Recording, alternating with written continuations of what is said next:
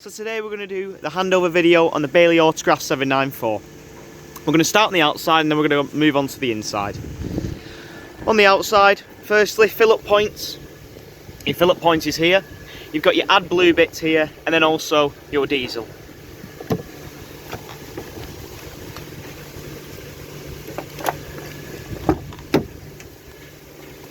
Opening up on the passenger side, you've got your bonnet release catch, which is here, and also you have your remis cab blinds. To operate these, all you have to do is pinch and then simply pull. Lead from the bottom and then link up to the side there. This is the exact same with these ones here as well up at the front, and these are on a magnetic strip and connect in the middle together.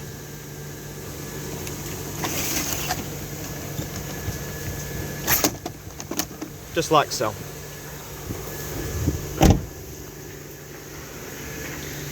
Moving round to underneath the actual bonnet itself. Underneath here, the main things that you need to know is if you're ever wanting to jump start the vehicle. If that's the case, lift the bonnet. And once the bonnet is lifted, you can see that you've got your negative point onto here, and your positive is just underneath this cap here. If I lift up, you can see the tab that you need to connect to. Just on this cap as well, you've also got a plus sign just to show and indicate where that is. You've also got brake disc fluid here, engine oil here and dipstick, and also radiator coolant, power steering fluid, and finally washer fluid, which is just there. Moving round to the side of the vehicle, you'll notice that you've got your hookup lead which connects onto there for mains power when you're on a site. And then you have your wheel system. Your wheel system is the way that you can fill up your water tank. You just connect that into there, activate the pump, and then your wheel system will connect to your tap and simply suck the water through into your freshwater tank. On the other side of this, you have your toilet cassette, which is just in here. When using this, you need to make sure that the blade on the toilet is closed at all times, so then when you remove this, it removes freely. Once removed, simply empty and place back in. I'll go more into detail about the toilet on the inside. Moving on, you'll also finally notice that you've got your garage door at the back there, and finally your Truma vent, which is just there. That in essence is the vehicle's chimney, and is in essence, as I say, the flue. So just make sure that you don't hang anything on there because it does get hot. Just below this area, you'll notice you've got this pipe here, just there. What that is that's a drain down point for your waste water tank. You need to make sure that once you're off site and you're moving on, open this drain down and this will empty all the wastewater out. You've got three main drain downs that you need to know. You've got your wastewater, your fresh water, and also your boiler drain point, which the other two that I've just mentioned are on the inside of the vehicle. And as I say, freshwater is just wastewater rather is just there. Next, coming round to this side, you'll notice that you've got your awning here. This is just a simple wind out awning. You need to connect your hook onto the side so you can simply wind out. You've then got some legs which drop from the inside of the awning, which you can then use to take the weight of the awning. You'll then notice that you've got your aerial. I'll show you how to use that when we are on the inside of the vehicle. Next, you have your gas locker, which is just through here. Your external TV socket and 230 volt 3-pin plug, and also your gas point, which is just there. You'll also notice you've got your fridge vents, which are on here. You can get winter covers for them if you do choose so. Finally, on this side, you'll notice that you've got your garage entry point. Into there, you've also got your wheel system and your hookup cable, along with your carpets.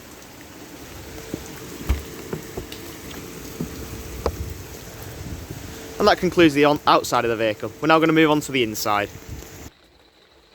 Next, moving on to the inside, you've got your control panel, which is directly above your habitation door. To operate this system, all you've got to do is click the switch, and this is your master switch. So I turn that on, you can see that activates your lights. Using the two arrows here, I can then flick between the settings. So you can see your water level, your waste level. This is for your fill for the internal tank, as I was saying. With your whale system, you need to go into here, simply activate, and then turn on the pump, and then you can use the system. If I keep flicking through, you'll also notice that you've got the external temperature, and finally your user settings. Click through here. You can choose different settings like sound, contrast, brightness, and also battery charge and things like that.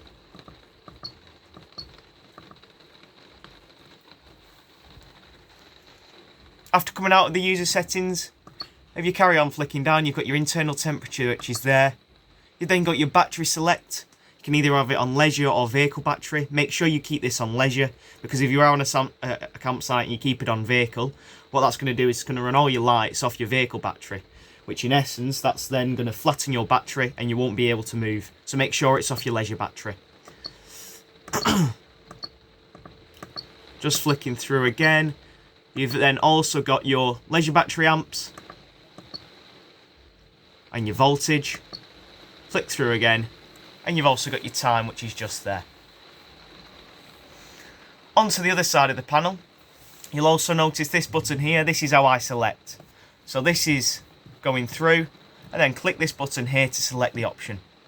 You'll also notice you've got your pump, which is here. If I click that, that'll activate the pump. If I click it off, it'll turn the system off. Now, when using the pump, what you need to do is, firstly, filling up the system.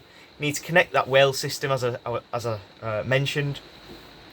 You then need to come to your pump, turn that on, go into your settings as it showed you, and fill up the tank. Click that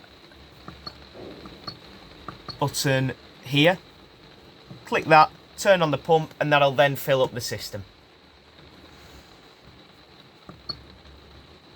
Coming out of that, you've also got your interior lights, and also your door light, which is on the outside of the vehicle. Going back to the pump, once you've filled up the system, you need to prime your system. So turn your pump on and then go to each of your taps. So go to your tap here, also the tap in the bathroom and the shower.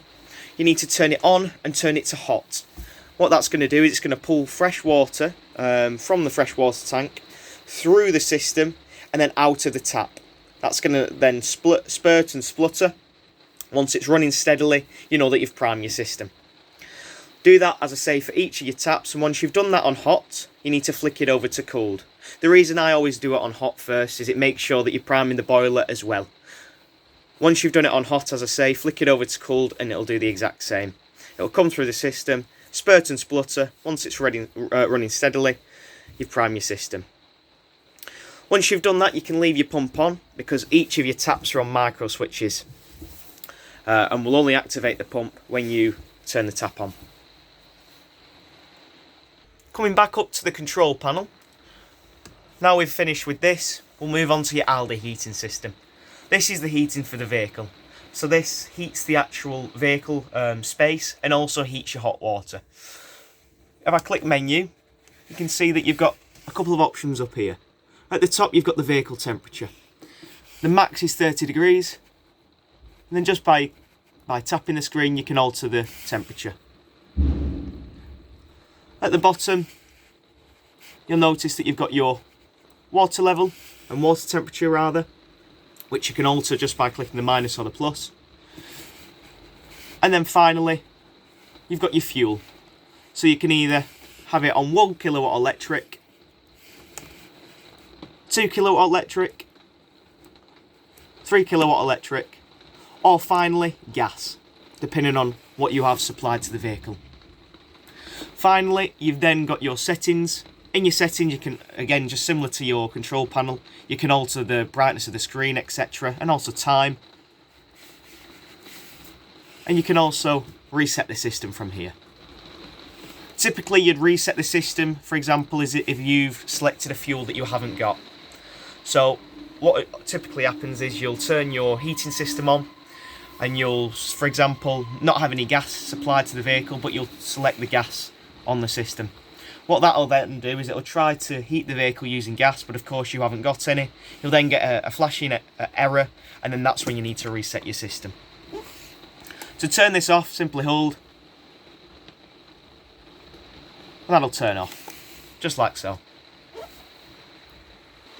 Moving into the kitchen area, you've got storage up above. You've also got your hob with an electric plate and also 3 gas burners, and then your oven and grill, which are just below. You've then got your storage, which is throughout here. You'll then notice that you've got your window. For all your windows in the vehicle, you've got a blackout blind, which is just a pull-up, and then you've got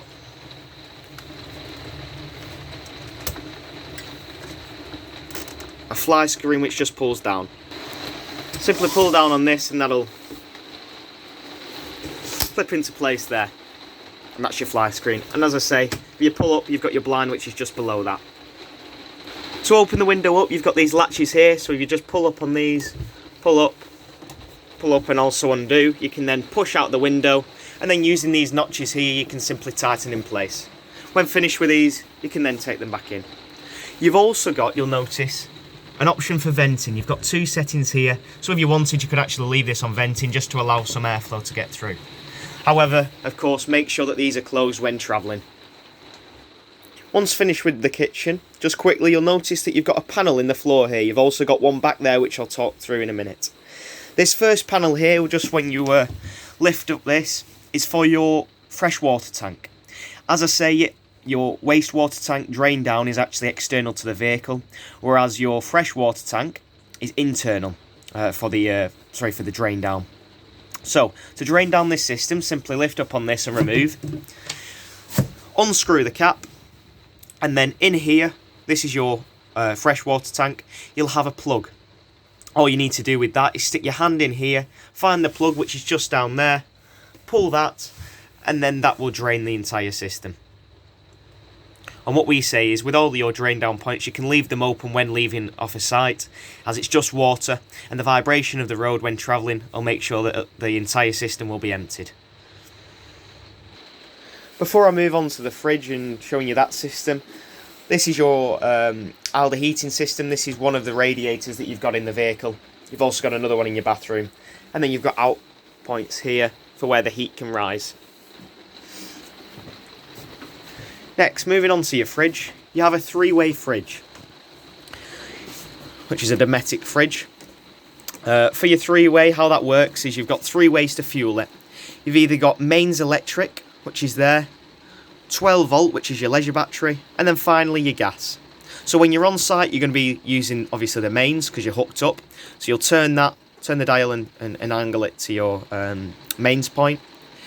When you're travelling, you'll be using your 12 volt system, because as you're travelling, you've got your vehicle's alternator will charge your leisure battery.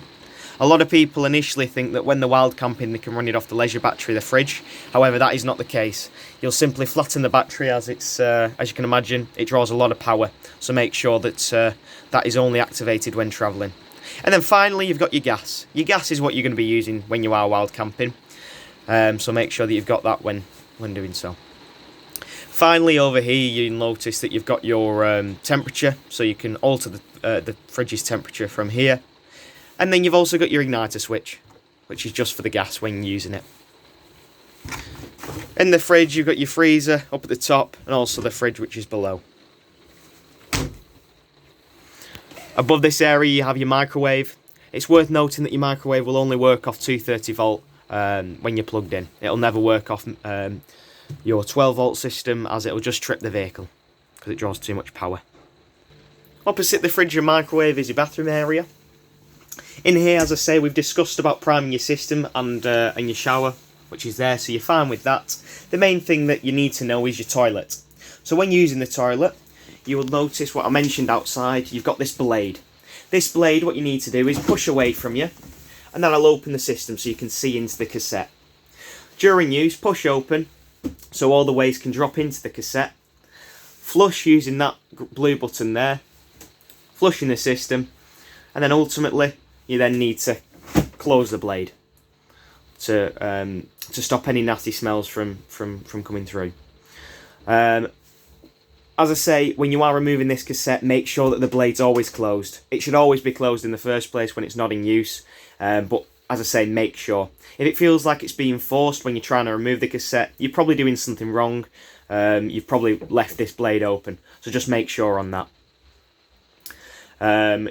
Finally, as I say, you've got your flush, which is just up at the top there. It's worth noting that the flush will only work when the pump's on, and you've also got on there an indicator light which will light up red when the cassette is nearly full. Once you've got that, you just need to empty the cassette.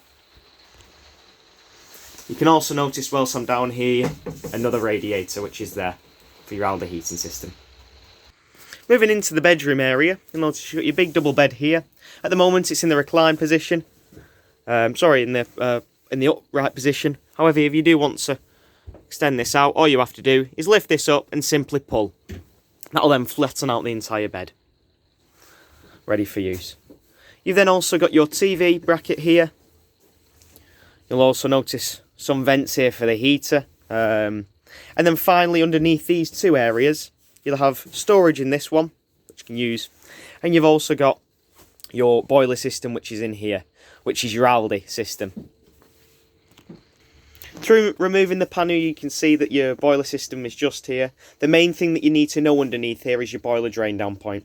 As I said at the beginning, you've got three main drain down points: your fresh water, your wastewater, and finally your boiler drain down, which is here. The only thing that you need to know underneath here is this boiler drain down. Everything else you can leave. Your boiler drain down is this yellow valve here. Push that up. That'll empty the system. Push it down, either way, doesn't matter, and that'll close the system. A lot of people typically forget to close this, so they'll put water in the vehicle, and then this area will be open and ultimately will drain the van. So just make sure that you've always checked this. As I say, up is open and down is closed. So dead simple. What you need to make sure with all your drain down points is, especially the winter months and the colder months, make sure that you always drain down the system, because you definitely don't want frozen water in your boiler, as it's not cheap, as it's not a cheap mistake. So make sure that that's always drained down. Finally, in the back, just going forward, you've got light switches on each side of the bed, and then finally you'll also notice your expansion tank, which is in the rear cupboard here. As I say, this is the expansion tank for the Alde heating system. You don't need to do anything with this, just leave that as it is. You've also got hanging space in the top there. Finally, moving through to the front, obviously you have your lounge area here.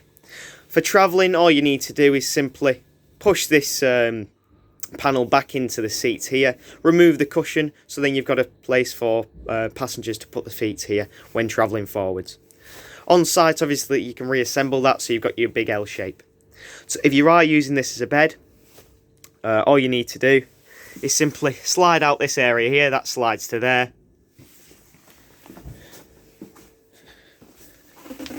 And then you can make this area into the bed. These pull forward. As I say, that slides forward. The back cushions are then used to infill the gap. And then you've got a nice big double bed. When using this, you may want a mattress topper just to lay on over here, just to stop the cushions from rippling in. You'll also notice you've got your table, which is currently up. This does store underneath the table, underneath the floor rather, which is just here. Finally, your storage. You have storage throughout the vehicle, which is here. You'll notice just in this cupboard here you have a solar panel regulator, which is just there. That's that box there. Leave that as it is. You don't need to do anything with it. That'll just simply trickle charge your leisure battery. On the other side, you'll notice you've got another one, concealing your TV bracket and your TV aerial. To operate this bracket, this aerial, is all you've got to do is simply unscrew this, push the stalk up, tighten into place, and then using this little nib on the end, you can then use to tilt the angle of the aerial just to improve signal. To turn on the aerial, you need to make sure that you have this blue light on. get that on, you've got a switch on the top there. When it's not on, it's off, and when the blue light indicates it's on. You've also got a dial here to play around with the range as well, and also your TV points here. That concludes the handover on the Bailey Autograph 794. I hope you enjoyed.